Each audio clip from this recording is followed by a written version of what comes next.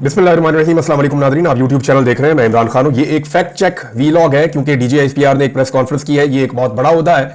पाकिस्तान का जो सबसे तगड़ा और बड़ा इदारा है जिसके पास सबसे ज्यादा बजट है वो पाकिस्तान का दिफाई इदारा है, पाकिस्तान की फौज और उसके ताल्लुकात आमा के जो सरबराह है डीजीआईएसपीआर, उनकी जानिब से जब प्रेस कॉन्फ्रेंस आती है तो उसके फैक्ट्स बहुत क्लियर होने चाहिए और बड़ी क्लैरिटी के साथ बात होनी चाहिए। मैं अगर हुकूमत के तनाजुर में और इस वक्त एस्टेब्लिशमेंट के तनाजुर में बात करूं तो वक्त बहुत बदल गया है।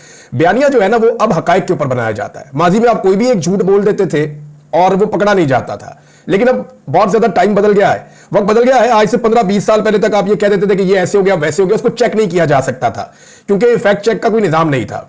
अब झूठ पर बना हुआ जो बयानिया है वो ज्यादा देर टिक नहीं सकता, उसके ऊपर मीम्स बनना शुरू हो जाते हैं, उसका मजाक उड़ना शुरू हो जाता है क्योंकि सोशल मीडिया की एक बड़ी वसी आर्काइव है। आर्काइव कहते हैं रिकॉर्ड जो आपके पास महफूज हो जाता है। यानी आपकी एक आर्काइव है, उसके अंदर एक बहुत बड़ा आपका रिकॉर्ड है जो पुराना है वो महफूज हो गया है। तो इसका पूरा एक सिस्टम है सोशल मीडिया में, और जो लोग इसको जानते हैं, जो फैक्ट चेक कर सकते हैं, वो थोड़ी सी मेहनत करते हैं और उन्हें थोड़ी सी महारत चाहिए, वो सारी चीजें निकालकर सामने ले आते हैं। अब अगर आप गुज़िश्ता एक महीने की सिर्फ कारकर्दगी देखें पाकिस्तान के निजाम की या पाकिस्तान की हुकूमत और एस्टेब्लिशमेंट दोनों की, तो सिर्फ आप ये देखें कि झूठ पर बने हुए जो बयानिए थे उनमें से कितने बयानिए बलडोज हो गए। मैं सिर्फ 10-15 की आपको मिसाल दे देता हूं। यानी पहला बयानिया ये था कि गोली नहीं चली, फैक्ट चेक, फौरी तौर पे लोगों ने निकाल के वीडियो लगा दी, जनाब ये गोली चल रही है, गोलियों की आवाजें आ रही हैं, धड़ाधड़ आवाजें आ रही हैं। फिर ये टॉप ट्रेंड किया, गोली क्यों चलाई। दूसरा, रेंजर एहलकारों को तहरीक इंसाफ ने शहीद किया। वो लाइन ऑफ ड्यूटी शहीद जरूर हुए हैं, ड्यूटी पे आए हुए थे, वो शहीद हुए, लेकिन वो जिस शख्स ने उनको गाड़ी के नीचे दिया वो फौरी तौर पे फैक्ट चेक हो गया और सारे हकायक सामने आ गए। नंबर 3, कोई शख्स डी चौक में गोली लगने से जख्मी या जाँ बहक नहीं हुआ। उसके बाद आपने देखा लोगों ने बाकायदा दिखाए एक्सरे और एक एक बंदे ने जितने जख्मी थे उनके इंटरव्यूज आए, जो लोग शहीद हुए उनके साथ जो लोग मौजूद थे वो आए, फिर जिन लोगों को गोलियां लगी उनकी जो वीडियोस बनी वो भी आ गई। ये सारा रिकॉर्ड आपके सामने आ गया, फैक्ट चेक हो गया। नंबर 4, अस्पताल में बुलेट इंजरी वाले नहीं आए, अस्पताल के डॉक्टरों ने खुद फैक्ट्स बता दिए आलमी मीडिया को और वो सारी दुनिया के सामने आ गए। चौथा, झूठ पकड़ा गया। पांचवां, झूठ पे लगा हुआ बयानिया बनाया कि एक भी लाश दिखा दे। पाकिस्तान तहरीक इंसाफ ने अब तक 13 लाशें दफनाई है और 13 की वीडियोस मौजूद है, जबकि जो लापता है उनके बारे में अभी पता ही नहीं है किसी को कि वो कहां है, जिंदा है या नहीं है। छठा झूठ, पश्तूनों को इस्लामाबाद में निशाना नहीं बनाया गया। उसके बाद जो पश्तूनों ने इंटरव्यूज दिए और उन्होंने बताया कि जनाब मुझे उठाकर ले गए, कोई बंदा बता रहा है मुझे उठाकर ले गए। इवन जो हुकूमत के अपने हमायती हैं उन्होंने कहा जी हमारे घरों में काम करने वाले हमारे साथ जो हमारे कुलीग्स हैं पश्तून, उनको पुलिस उठाकर लेकर जा रही है। सातवां बयानिया जो झूठा बनाया गया, सिक्योरिटी फोर्सेज मुसल्ला नहीं थी, फिर ये तो बीबीसी ने और अल जजीरा ने दिखा दिया। अब ये बयानिया जो है ये बात अभी डीजीआईएसपीआर ने भी की कि सिक्योरिटी फोर्सेज मुसल्ला नहीं थी।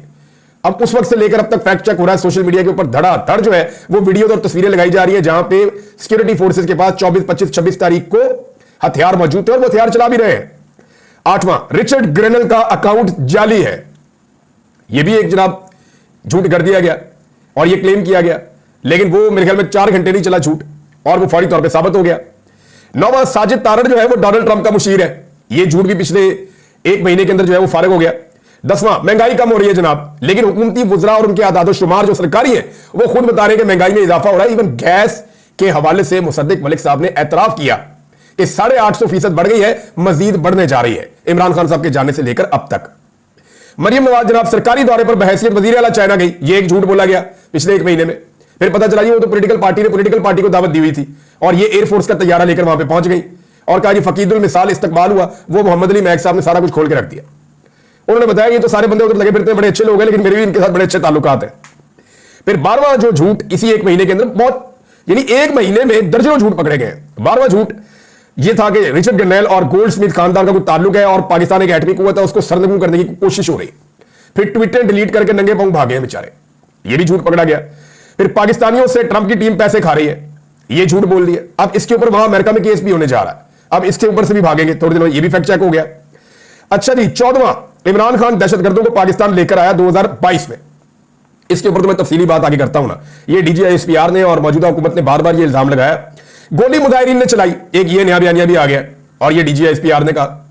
इसका फैक्ट चेक कल से लेकर अब तक हो रहा है और लगातार पाकिस्तानी दिखा रहे हैं, बता रहे हैं कि गोली किसने चलाई। ये वाला एलिगेशन तो हुकूमत ने नहीं लगाया था, ये जो डीजीआईएसपीआर साहब ने लगा दिया कि गोली जो है वो जनाब मुजाहिरीन ने खुद ही चलाई, अपने बंदे मारे हैं और जो जख्मी हुए वो बता रहे हैं जनाब हमें तो रेंजर से गोलियां मारी है, ये हमें जो है सिक्योरिटी फोर्सेज से गोलियां मारी है। और 16वां झूठ जो हमेशा से हम सुनते चले आ रहे हैं कि फौज का सियासत से कोई ताल्लुक नहीं है। अगर आप डीजीआईएसपीआर की प्रेस कॉन्फ्रेंस निकाल कर सुने तो उनकी प्रेस कॉन्फ्रेंस का एक बड़ा हिस्सा सिर्फ सियासत के ऊपर ही था यानी एक पॉलिटिकल पार्टी पाकिस्तान तरीके इंसाफ को उन्होंने चंगा भला लताड़ा। ऐसा लग रहा था कि इरफान सिद्दीकी साहब या परवेज रशीद साहब की लिखी हुई चीजें या पीएमएलएन ये प्रेस कॉन्फ्रेंस कर रही, जैसे अता तारड़ या वो मरियम औरंगजेब टाइप इस किस्म की वो प्रेस कॉन्फ्रेंस के अंदर कुछ चीजें लगी, जैसे सियासी दहशतगर्दी, दोगलापन, फितना, मुसल्ला जत्थे, ये अल्फाज पीएमएलएन की इख्तरा है और वो इनको इस्तेमाल करते हैं। अब आगे ये होता कैसे है, देखें मामला ये है कि रवायती मीडिया जब तक था ना तब तक ये चीजें दब जाती थी, ये बयानियां बन जाते थे, चल जाते थे। अब दौर है जनाब सोशल मीडिया का, और हो ये रहा है कि ये सारे झूठे बयानियां 1 से 2 घंटे तक भी नहीं चल सके, ये जो मैंने आपको भी बताया, बल्कि नौजवानों ने सबूतों के साथ इनकी धज्जियां उड़ाकर रख दी हैं। ये सब पाकिस्तान के रवायती मीडिया पर नहीं हुआ, बल्कि ये सब कुछ पाकिस्तान के सोशल मीडिया पर हुआ, और इसीलिए पाकिस्तान के सोशल मीडिया पे सबको गुस्सा रहता है और उसको डिजिटल दहशतगर्दी करार दिया जाता है। अब 3 चीजें ऐसी हैं जिनके फैक्ट चेक बहुत जरूरी है और वो हो चुके हैं अब तक। 24 घंटे भी नहीं गुजरे डीजीआईएसपीआर की प्रेस कॉन्फ्रेंस को। नंबर 1, उन्होंने जिस बात पर डीजीआईएसपीआर ने इमरान खान को दोगला करार दिया कि वो जबरदस्ती 2022 में तालिबान को वापस पाकिस्तान लेकर आए, और जो अल्फाज उन्होंने इस्तेमाल किए जनरल साहब ने, उन्होंने कहा कि किसकी जिद थी कि पाकिस्तान बातचीत से इनको पाकिस्तान में सेटल किया जाए, इस जिद की कीमत पाकिस्तान और केपीके चुका रहा है। जनाब ये स्टेटमेंट है डीजीआईएसपीआर का। अब इसके ऊपर जो फैक्ट चेक आए हैं इनमें मुराद सईद जो है वो बहुत इंपॉर्टेंट आदमी है, वो इसलिए कि मुराद सईद ने सबसे पहले रोला डाल दिया था, और इसके ऊपर जो हुकूमत है उनकी गवाहियां भी सामने आ गई है। पहले मेरे ख्याल में मुराद सईद वाला स्टेटमेंट बताता हूं। डीजीआईएसपीआर साहब का दहशतगर्दी के हवाले से हालिया बयान ना सिर्फ हकायक के बरक्स है बल्कि गुमराहकुन है। इमरान खान और उनकी काबीना ने कभी भी अफगानिस्तान से तहरीके तालिबान पाकिस्तान की वापसी और आबादकारी के हवाले से पॉलिसी की मंजूरी नहीं दी। अमेरिका के अफगानिस्तान से इनखला से कबल 1 जुलाई 2021 को अस्करी क़यादत ने पार्लिमान को 3 नुकात पर ब्रीफिंग दी थी। 1 जुलाई 2021 को ये अमेरिका वहां से इनखला अपना मुकम्मल कर रहा था इस दौरान में, तो 3 नुकात के ऊपर ब्रीफिंग दी थी अस्करी क़यादत ने। वो कौन थे उस वक्त? जनरल बाजवा और जनरल फैज हमीद और दीगर, जिनमें से एक नुकता अमेरिकी इनखला के पाकिस्तान के अमन अमान पर असरात, दीगर नुकात जो थे वो रीजन में ताकत के तवाजुन और आलमी सतह पर पावर गेन के हवाले से थे। इसके बाद अक्टूबर 2021 में डीजीआईएसआई की तैनाती के अगले दिन अस्करी क़यादत एक 5 नुकाती प्लान मंजूर करने के लिए वजीर आजम के पास लेकर आई, जिसकी फौरी मंजूरी पर उन्होंने जोर दिया। जो उन्वान मुज़ाकरात का तरीकाकार था कि मुज़ाकरात कैसे किए जाए, मगर नकात तालिबान की वापसी के थे, तालिबान को जो है वो वापस लेकर आना है। मुझ समेत काबीना के दीगर अराकीन जो जमीनी हकायक से आगाही रखते थे, उन्होंने अस्करी क़यादत के पेश करदा मंसूबे पर एतराज़ात उठाए, जिनका कोई तसल्ली बख्श जवाब नहीं दिया गया, बल्कि भरपूर कोशिश की गई कि बिना मीन मेख के इनके प्लान की मंजूरी दी जाए। ताहम वज़ीर आज़म इमरान खान ने ऐसे किसी भी प्लान की मंजूरी देने से एहतराज किया। इमरान खान साहब ने ऐसे किसी मंसूबे की मंजूरी नहीं दी जिसमें बेशबहा कुर्बानियों के बाद हासिल करदा अमन की बर्बादी का इम्कान हो।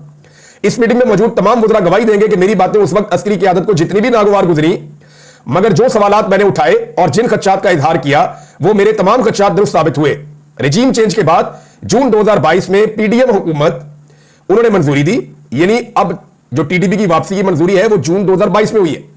इमरान खान साहब की हुकूमत गिर गई है अप्रैल 10, 2022 में। मई और जून इमरान खान की हुकूमत गिरने के 2 महीने के बाद जो हुकूमत पीडीएम की बनाई गई वो हुकूमत जनरल बाजवा थे उस वक्त आर्मी चीफ, और डीजीआईएसआई थे नदीम अंजुम। इन दोनों की जो है वो मौजूदगी में फिर हुकूमत ने मंजूरी दी कि जनाब तालिबान को वापस लाया जाए टीटीपी को, और इसके बाद पहला वफद अफगानिस्तान गया जिससे सबको लाइलम रखा गया। तब जब दहशतगर्दी की वापसी के मुतालिक मैंने बहुत एहतियात से सवालात उठाए। अच्छा ये वो वक्त है जब मुराद सईद से मेरी भी बात हुई थी। मैंने पूछा था कि प्रॉब्लम है क्या, आप इतना ज्यादा क्यों इसको मामले को उठा रहे? तो उन्होंने कहा जी मेरे इलाके के अंदर दहशतगर्द वापस आ रहे हैं और वो मुसल्ला है। मैंने कहा ये तो लोगों को वापस तो आना है, सेटल तो होना है, और इमरान खान साहब माजी में ये कहते रहे हैं कि, तो उन्होंने कहा जी हमारे जो था वो एक मैकेनिज्म बनाना था इसके ऊपर।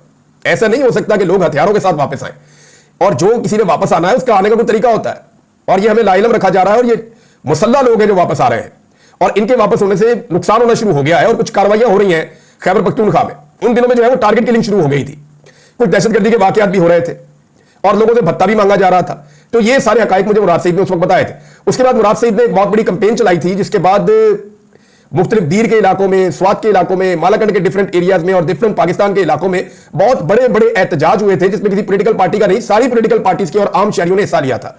और उसके बाद इतना मजबूर किया आम शहरियों ने कि जो मुसल्ला लोग अफगानिस्तान से आए थे उनको घेरा डाला हुआ था पहाड़ों के नीचे से। खैबर पख्तूनख्वा की पुलिस ने, महमूद खान की हुकूमत थी, और वो फिर वापस बॉर्डर क्रॉस करके अफगानिस्तान गए थे। और ये काम करने में मुराद सईद का एक बहुत बड़ा हाथ था, जिसके बाद मुराद सईद को बहुत धमकियां दी गई दोनों जानिब से, यानी एस्टेब्लिशमेंट की जानिब से भी उनके बकौल और उन्होंने कहा मुझे धमकियां पहुंचाई गई हैं। और दूसरी जानिब उन्हें तालिबान टीटीपी की जानिब से भी धमकियां दी गई। रियासती इदारों की नीयत भांपते हुए मैंने अपनी कौम से रुजू किया और तारीख में पहली मरतबा पुरअमन तहरीक के जरिए हमने अपने इलाकों को इन अनासर से खाली कराया। मुझे बताया गया कि यह इनखला आर्जी है और बर्फ पिघलने पर गर्मी तो बढ़ेगी, मगर इससे पहले आपका बंदोबस्त किया जाएगा। अब यह जनाब उन्होंने बताया कि 2022 से 2023 तक मैं तकरीरें करता रहूं, बहुत सारी चीजें इसमें मौजूद हैं। और उन्होंने कहा कि इमरान खान के दौर में ना ड्रोन हमला हुआ और ना दहशतगर्द आए और ना आपकी गलत पॉलिसियों की मंजूरी देकर कौम को नई जंग का ईंधन बनने दिया गया। डीजीएसपीआर साहब का दिया गया बयान हकायक से इतना बरअक्स है कि मैं हैरान हो गया हूं कि इतनी जिम्मेदार पोस्ट के ऊपर बैठी हुई इतनी बड़ी शख्सियत इस तरह का स्टेटमेंट कैसे दे सकती है। ये एक सियासी पॉलिटिकल पार्टी का बयानिया तो हो सकता है कि अपने सियासी मुखालिफ को नुकसान पहुंचाया जाए, लेकिन एक इतने बड़े इदारे का बयानिया कैसे हो सकता है जिनके पास सारी इंस्टीट्यूशनल मेमोरी मौजूद है, उनके पास एक एक चीज का रिकॉर्ड मौजूद है। वो कैसे कह सकते हैं कि जनाब ये इमरान खान ने किया था। राना सनाउल्लाह का स्टेटमेंट देख लें, ये तो बड़े फेवरेट है।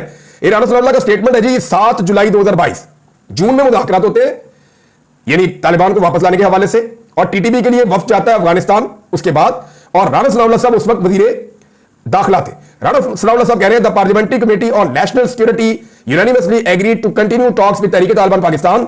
All the politicians attending the meeting agreed on having a dialogue with the banned outfit. All the proceedings will be supervised by the parliament. Rana Sanaullah साहब तो ऐलान कर रहे हैं कि हमने इत्तफाक कर लिया, सबने, हम सारे इकट्ठे हो गए, सारी पॉलिटिकल पार्टीज जो इक्तदार में चूचू का मुरब्बा लाया गया था पीडीएम सरकार का, इमरान खान साहब ने बात नहीं मानी, रिजीम चेंज करके ये हुकूमत बनाई गई थी, वो कह रहे हैं हम सारे राजी हो गए कि हम टीटीपी से बातें करेंगे, डायलॉग करेंगे और पार्लियामेंट जो है इसके अंदर इन्वॉल्व रहेगी। राना सनाउल्लाह ने जनाब इसकी पूरी रिस्पॉन्सिबिलिटी कबूल कर ली। ख्वाजा आसिफ ने भी बताया, बाकी सब ने बताया, general Bajwa assures taking parliament into confidence on TTP talks, कि जनरल बाजवा ने यकीन दहानी करवाई थी कि जो भी बातचीत होगी टीटीपी के साथ उस पर आपको जो है वो एतमाद में लिया जाएगा। राना सनाउल्लाह साहब ने एक और बहुत बड़ा एतराफ कर दिया, इसको जो है वो सबसे पहले पकड़ा सिद्दीक जान साहब ने। बारीक नुक्ता और बारीक वारदात पकड़ने में सिद्दीक जान का जो किरदार है उसको आप कभी नहीं भूल सकते। ये याद रखिएगा, बहुत सारे बारीक वारदातें वो मुझे भी बताते हैं, खुद भी एक बारीक आदमी है, बड़ा बारीक काम करते हैं, लेकिन उन्होंने सिद्दीक जान ने ये बारीक एक और चीज पकड़ी। उन्होंने बताया कि जिस मीटिंग में तालिबान की वापसी के हवाले से ब्रीफिंग और फैसले हुए, इन मीटिंग में इमरान खान मौजूद ही नहीं थे, और ये राना सनाउल्लाह साहब ने इसका एतराफ किया है। और इसके बाद जनाब उमर अयूब खान साहब का एक स्टेटमेंट है, उन्होंने भी बहुत क्लियरली बताया, क्योंकि ये उस वक्त वजीर थे, इन्होंने बताया कि मिलिट्री एस्टेब्लिशमेंट चाहती थी कि टीटीपी को वापस लाया जाए, लेकिन इमरान खान साहब ने ऐसा नहीं किया था। मैकेनिज्म पे काम हो रहा था, इमरान खान की हुकूमत गिर गई और उसके बाद जो हुकूमत आई उजलत के अंदर उसके साथ इन्होंने तय किया और फिर मुसल्लह लोग पाकिस्तान में आए और तब से अब तक दहशतगर्दी बढ़ रही है। यानी किस तरीके से ये अपना डाला हुआ गंद भी इमरान खान के खाते में डाल रहे हैं पाकिस्तान की एस्टेब्लिशमेंट, यानी किसी को भी वो कह देंगे और लोग मान जाएंगे। ये फैक्ट चेक का दौर है। नौजवान 5 मिनट लगाते हैं, पोस्टमार्टम कर देते हैं सारी चीज का। अच्छा जी, दूसरी चीज जो डीजीएसपीआर ने की कि गोली मुजाहिरीन ने चलाई, सिक्योरिटी फोर्सेज के पास असला था ही नहीं।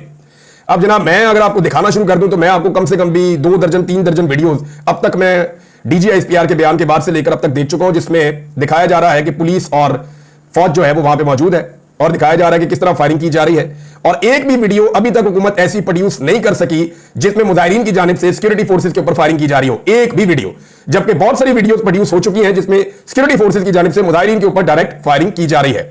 एक और जनाब फैक्ट चेक आ गया है, और यह फैक्ट चेक फैसल अमीन गंडापुर ने दिया है। यानी केपी में गवर्नेंस के मसाइल के हवाले से डीजीएसपीआर ने नुक्ता उठाया तो उन्होंने तो पूरा पोस्टमार्टम किया है। फैसल अमीन गंडापुर साहब ने डीजीएसपीआर को मुखातिब करते हुए बहुत ही लंबा आर्टिकल लिख दिया है ट्विटर के ऊपर। उन्होंने बताया कि किस तरह खैबर पख्तूनख्वा में दर्जनों पॉइंट्स हैं उनके पास, तो उन्होंने लिखा जनाब कि एक तो 103 अरब का सरप्लस सिर्फ हमारे सूबे के पास है, आप गवर्नेंस की बात करते हैं। फिर उन्होंने कहा जी किस तरीके से हमने अपने फंड्स को खर्च किया तरक्याती मंसूबों के लिए। फिर उन्होंने अपने हेल्थ की पॉलिसी के हवाले से बताया। फिर उन्होंने ये बताया कि डेवलपमेंट के हवाले से जो उनके कट लगे हैं इसके बावजूद जो उन्होंने काम किया, यानी बहुत लंबे चौड़े उन्होंने वो हकायक बताए खैबर पख्तूनख्वा हुकूमत ने जो जो काम किया है।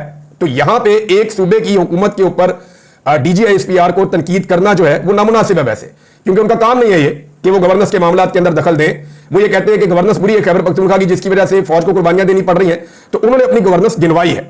और आखिर में उन्होंने एक क्वेश्चन पूछा है गवर्नेंस गिनवाने के बाद कि in the and I would ask them a simple question, कि मैं उनसे फिर एक साफ सादा सवाल करूंगा आखिर में, would you like to comment on the lack of performance of your favourite TikToker CM of Punjab, कि आप अपनी जो टिकटॉकर वज़ीर आला पंजाब जो आपकी फेवरेट है उसके बारे में आप कमेंट करेंगे, उसकी कारकर्दगी के बारे में।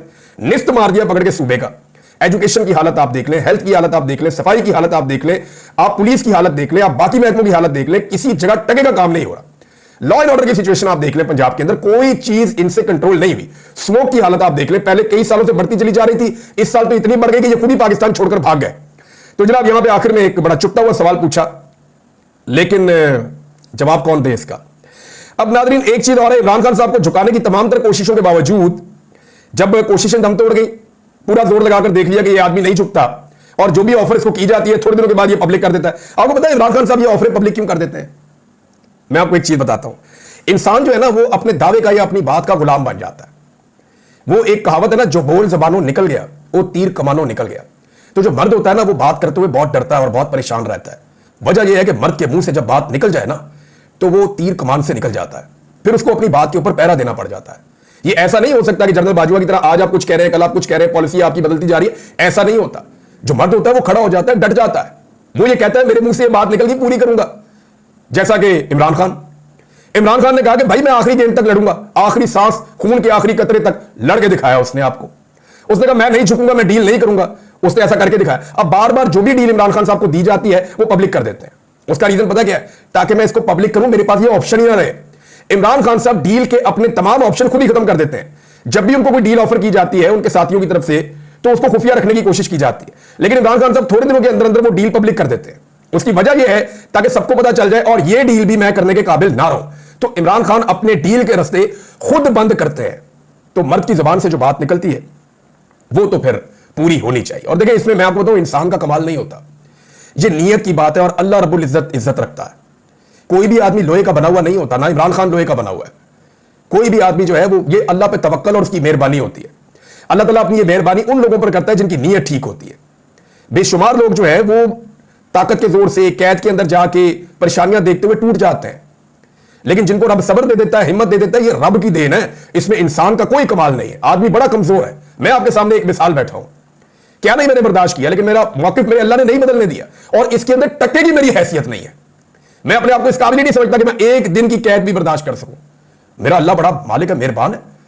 वो इतना ताकतवर है कि उसने मुझे बार बार दिखाया कि देख तेरी औकात क्या है, और मुझे मेरी औकात दिखाता था मेरा रब, और फिर वो बताता था कि वो खुद कितना ताकतवर है, मुझे हारे हुए को वो जितवाता था। तो इमरान खान साहब के साथ जो है वो अल्लाह ताला की मेहरबानी है, और उसके पीछे बहुत सारे लोगों की दुआएं भी हैं। यानी मैंने इतनी दुआएं अपनी जिंदगी में किसी शख्स के लिए होती हुई नहीं देखी जितनी मैंने इमरान खान साहब के लिए होती हुई देखी है। 2023 में मैं उम्रे पर गया था, रमजान मुबारक था। मैं वापस आया तो मैंने इमरान खान साहब को, मैं अपने आप को रोक ही नहीं सका, मैं सोच रहा था कि बात मुझे नहीं करनी चाहिए, लेकिन फिर मैंने इमरान खान साहब को एक फोन किया और फिर मैं उनसे मिला। मैंने इमरान खान साहब को कहा कि आपके जहन में अगर कोई खदशा है या कोई परेशानी है तो उसको झटक दें आप। उन्होंने कहा क्या हुआ? मैंने कहा जी मैंने खाना काबा में और मस्जिद नबवी में जितनी दुआएं आपके लिए होती हुई देखी हैं मैंने किसी के लिए नहीं होती हुई देखी। लोग अपने से ज्यादा बढ़ के आपके लिए दुआएं कर रहे हैं। तो इमरान खान साहब ने मुझे एक जुमला कहा कि इन दुआओं की वजह से इमरान मैं बार बार बचाऊं, वरना मेरे बचने के इम्कानात नहीं थे जितनी ताकत के साथ मेरे खिलाफ ये निजाम आया। बहरहाल मेरे ख्याल में वीलॉग को यहां पे रोक लेते हैं। अब मिन्नतें की जा रही है इमरान खान साहब की सरेंडर कर दो। मिन्नतों पे मामला आ गया, इस पे बाद में बात करेंगे। अब तक के लिए इतनी अपना ख्याल रखिएगा, अपने चैनल का भी अल्लाह हाफ़िज़।